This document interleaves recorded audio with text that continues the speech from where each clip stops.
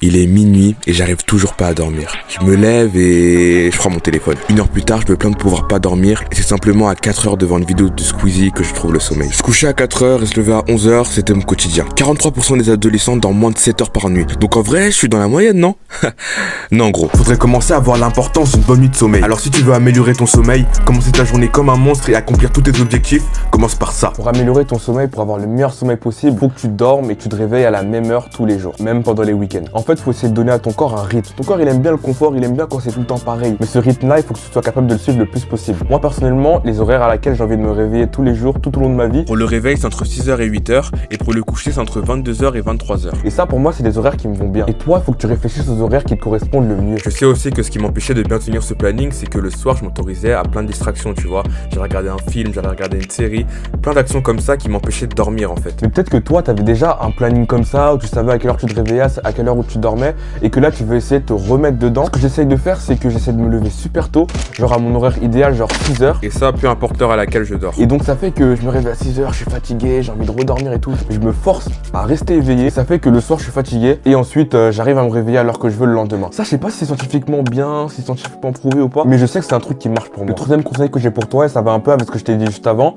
le fait d'être fatigué. Ça t'est déjà arrivé d'être devant ton lit, c'est bon, t'as envie de dormir, c'est l'heure à laquelle tu dois dormir, mais t'as trop d'énergie, t'arrives pas à dormir, t'es trop excité, t'as encore plein d'énergie à donner. Et bah si t'as un gars qui fait du sport, qui a des objectifs, qui taffe et tout, c'est pas normal, tu vois ce que je veux dire ou pas? C'est pas possible que t'arrives dans ton lit et que t'as encore plein d'énergie. Ça veut dire que tu te donnes pas à fond et que tu te reposes sur tes lauriers. Carrément, faut que tu mérites de dormir en fait. Faut que tout au long de la journée, que tu aies utilisé cette énergie. Faut que tu te donnes à fond dans tout ce que tu fais, tu vois. Comme ça, quand t'arrives devant ton lit, t'es fatigué.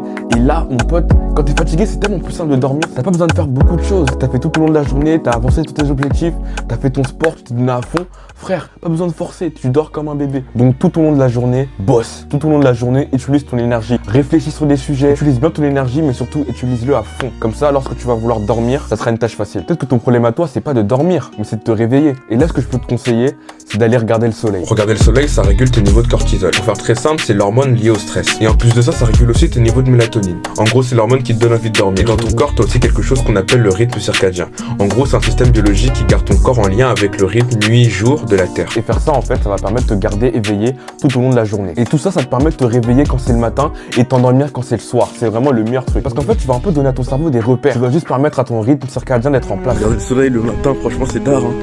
Franchement, c'est d'art, ça permet de te réveiller direct, en fait. Genre, même si t'es fatigué, genre, t'es réveillé. Je sais pas comment dire, ça te réveille direct. C'est comme genre, t'as un panneau solaire, tu te fais recharger. Franchement, c'est d'art, Donc le matin, si t'as un balcon, c'est parfait.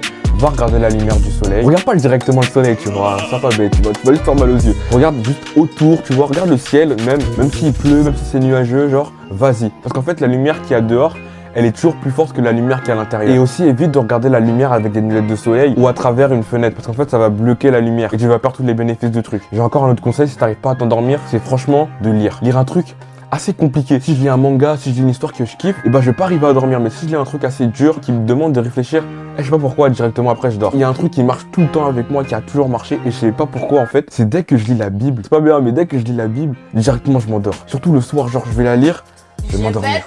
Et je sais pas pourquoi, genre d'un coup, je vais lire une page, 2 pages, je vais m'endormir direct. Donc ça, c'est un truc qui me permet de m'endormir, tu vois. Donc lire avant de dormir, c'est vraiment sous-côté. Lire avant de dormir. Et donc les derniers conseils que j'ai, c'est des facteurs dont on n'a pas encore abordé, qui sont la température et ce que tu manges juste avant de dormir. Tout ce qui est le facteur nourriture, ça tu le sais déjà, évite de manger du sucre avant d'aller dormir, évite de trop manger non plus, parce que certes tu vas t'endormir vite, mais ta nuit elle va pas être reposante. Tu vas pas te sentir reposé au réveil. Parce qu'en fait tout au long de la nuit, au lieu de te reposer, ton corps il aura fait que digérer. Et pour ce qui est de la température, juste avant d'aller dodo, priorise les endroits un peu froids, tu vois. Faut que ta chambre elle soit un peu fraîche, tu vois, un peu comme moi, t'as capté? Ok, j'arrête. Personnellement, je sais pas pour toi, mais moi j'ai pas de thermostat dans ma chambre, j'ai pas un truc qui peut mesurer la température. Donc je sais pas trop il fait combien de degrés dans ma chambre. Ce que j'essaye de faire, c'est genre j'essaie d'avoir un peu froid, tu vois. Je vais me mettre torse nu, juste pour sentir un peu que j'ai froid, tu vois, pour ensuite être dans mon lit au chaud et m'endormir, tu vois. Donc voilà, ça c'est tous mes conseils sur le sommeil, c'est à peu près tout ce que je sais. Je vais essayer d'en apprendre plus, tu vois, parce que c'est un truc que j'ai vraiment envie de maîtriser. Genre, j'ai envie d'arriver à un niveau où je me lève sans réveil, tu vois. Je sais pas comment arriver encore à ce niveau. Et j'aimerais juste parler d'un truc vite fait, genre, c'est que j'aime bien me lever tôt. J'aime bien me lever tôt parce que ça me donne sentiment de pouvoir, sentiment de purée. Les gens ils dorment, moi je charbonne, il est 6h du mat, y'a qui est arrivé à 6h du mat à part moi, nanana. Ça se voit, il y a des gens à 5h qui bossent et tout, enfin bref, je m'invente des vies, mais genre ça me donne ce petit sentiment de supériorité dans mode Ils savent pas ce que je fais, ils savent pas que je bosse, là, je suis en train de les dépasser et tout. Ah, they don't know me, son. They don't know me. Bref, continue à taffer mon gars, car ça la de ton front que tu mangeras ton pain.